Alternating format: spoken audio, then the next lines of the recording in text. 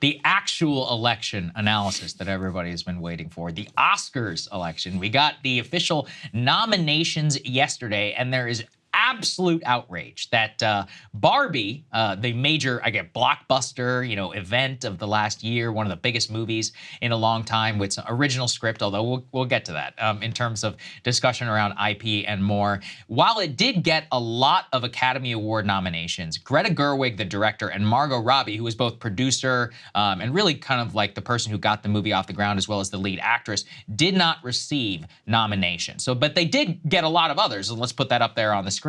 Thanks to our graphics team for putting this together. Oscar nominations. So Barbie has been nominated for Best Picture, Best Supporting Actress, I want to return to that one, for America Ferrera, Best Supporting Actor, Ryan Gosling, Best Adapted Screenplay, Original Song, or 2 original songs actually, Costume Design, and Production Design. Okay. This, like I said, has caused absolute outrage from a lot of people online, including one of the stars of the movie, Ryan Gosling, who is very upset that he was nominated for Best Supporting Actor, but then Margot Robbie and Greta Gerwig were spurned. Let's go put his statement. This is what he has to say up here.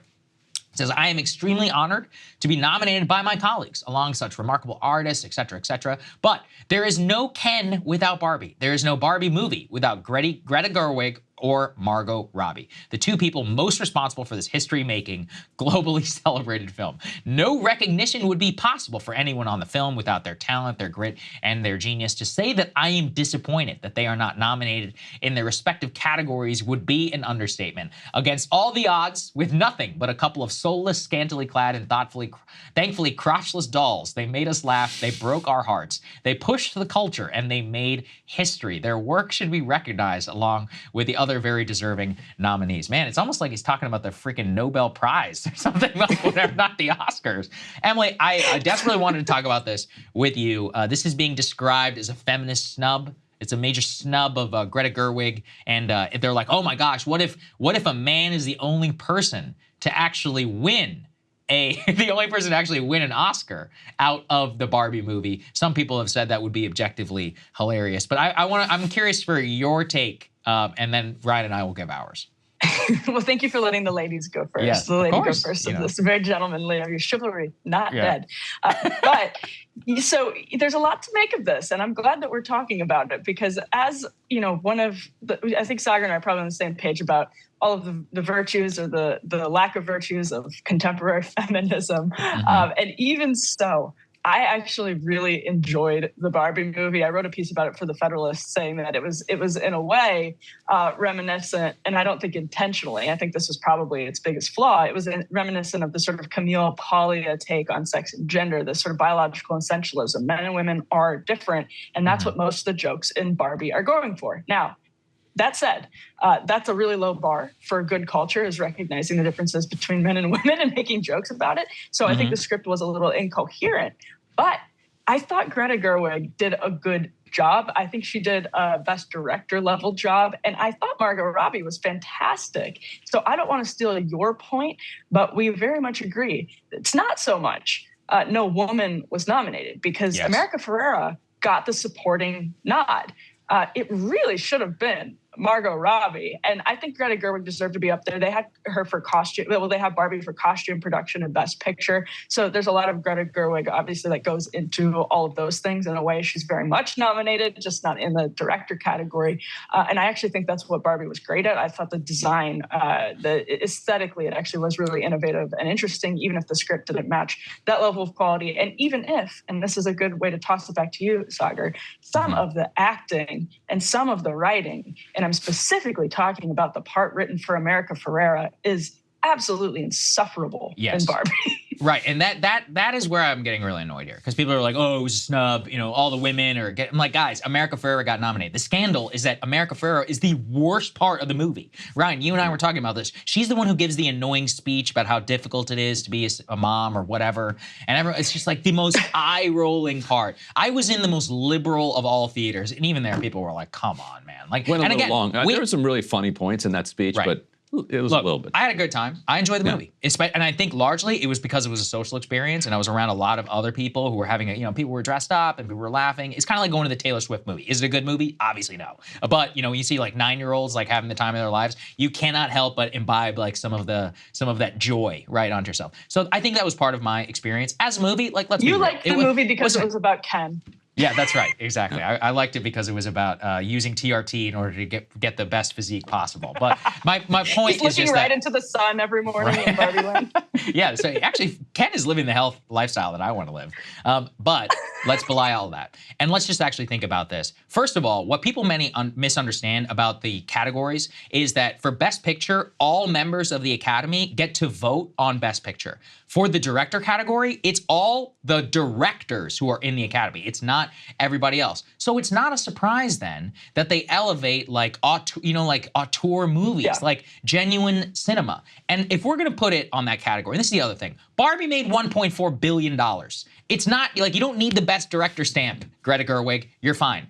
But let's also look at some of her past movies. Lady Bird is a way better movie. It's actually a very good movie. Little Women, even, actually a sleeper. I actually thought it was a good movie, once again. And it's one of those where people don't pay attention to the fact that the Academy is not meant to just, rubber stamp blockbusters. People, first of all, the Oscars don't even matter. So like to a certain point, this is all irrelevant. But in terms of this trying to be a cultural touchstone and all of that, we do not look at Iron Man and be like, man, this is the best film ever made. We're like, yeah, that movie made a ton of money. Yeah, it was good. It was, fun. And then we all just move on with our lives. And we're not like, oh my God, what a scandal, that it wasn't nominated or whatever. And then if we're going to think in the best director category, and Ryan, this is where I'm curious for what you think. To me, if we're going to look at, achievement and all of that, what is more impressive? You're going to get one of the most internationally recognized IPs, turn it into a good script. Definitely difficult. Or you're going to adapt, frankly, not a very good book, which is American Prometheus, the actual biography of J. Robert Oppenheimer, turn it into a 3-hour biopic, and let's be honest, where it drags a lot in the middle, and turn it into a nearly billion-dollar blockbuster that people dress up for and turn into an event movie.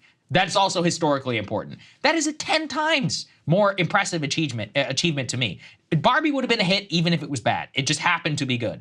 Oppenheimer, I think only Nolan could have done something like that. Ryan, what do you think? To me, the Oscars ought to take into consideration how difficult it is to move from your concept to like a great film. Like Dustin Hoffman, like getting an Oscar for Rain Man, like not that impressive. Like that, he's just like, it's a great performance, but it was also like signed, sealed, and delivered for an Oscar. Like he's just going for it. Whereas they took a ridiculous premise, like we're going to like just take a commercial about like kids' toys, and turn it into a film, and try to make a whole bunch of money on it, and then she somehow managed to make an actually tremendous film. Now.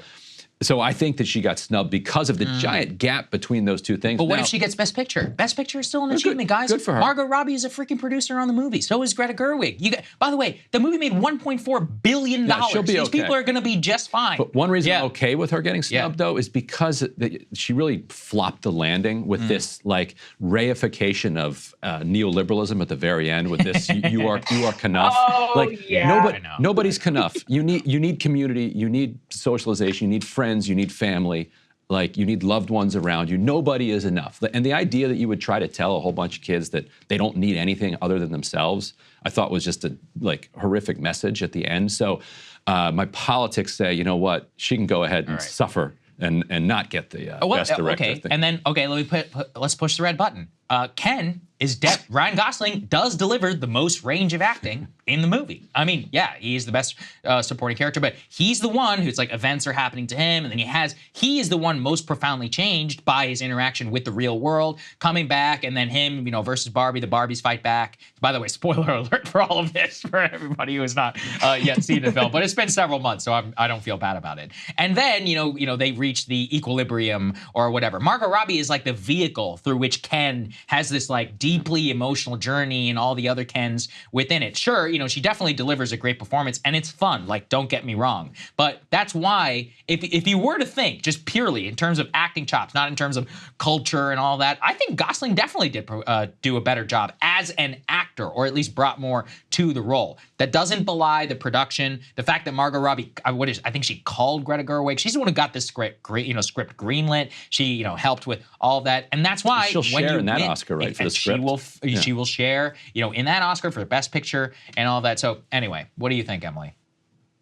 Yeah, no, I agree. I would add to that.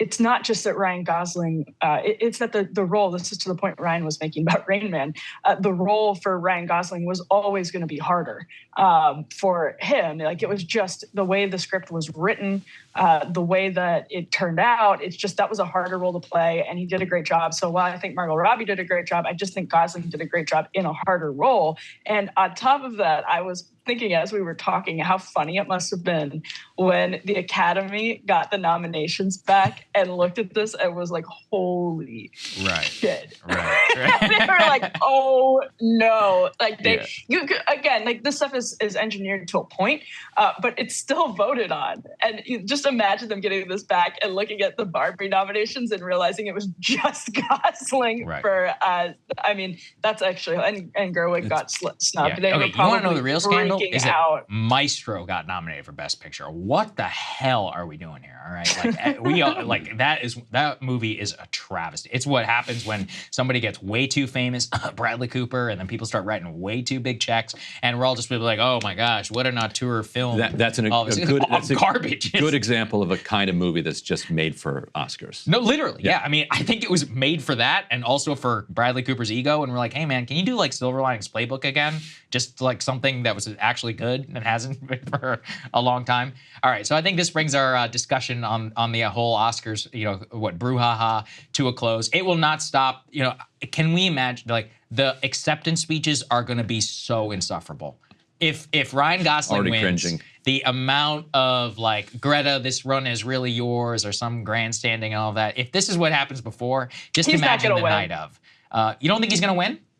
Here, I don't think he'll win. Who else is nominated? So we've got. And listen. Yeah, go ahead.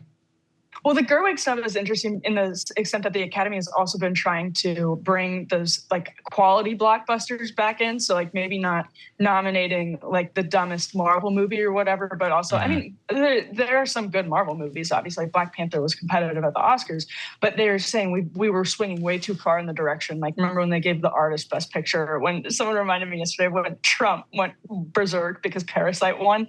He just had that hilarious about it. And so they've been trying to actually reward movies that people are watching and enjoying. And so that's part of what's interesting about this too.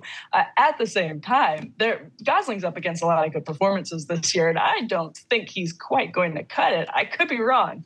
It could be wrong. So here's what I got in front of me. Sterling K. Brown for American Fiction. I haven't seen American Fiction. Robert De Niro for Killers of the Flower Moon. He was incredible in Killers of the Flower Moon. Downey Jr. for Oppenheimer.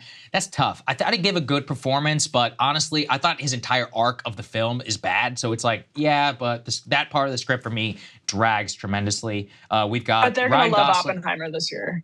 The Academy's going to love the Academy's going to love Oppenheimer. I agree. Yeah. Ryan Gosling for Barbie, and then Mark Ruffalo for Poor Things. Haven't seen Poor Things. Our producer Griffin says it's an incredible, incredible movie. It's on my list. I'm definitely going to go and watch it before the Oscar season. Anyway, I think that brings us to a close. Guys, thank you for letting me hang out and crash your show. Always welcome. It was fun. I hope everybody enjoyed it. We've got the discount going on if you can help support all of us, and I look forward to doing this again soon. Hey, if you liked that video, don't forget to hit the like button and subscribe to Breaking Points. If you want to see the rest of Counterpoints, go to breakingpoints.com to become a premium member and get the full uncut show every morning in your inbox and on Spotify. Help us build independent news and get the full show every morning at breakingpoints.com.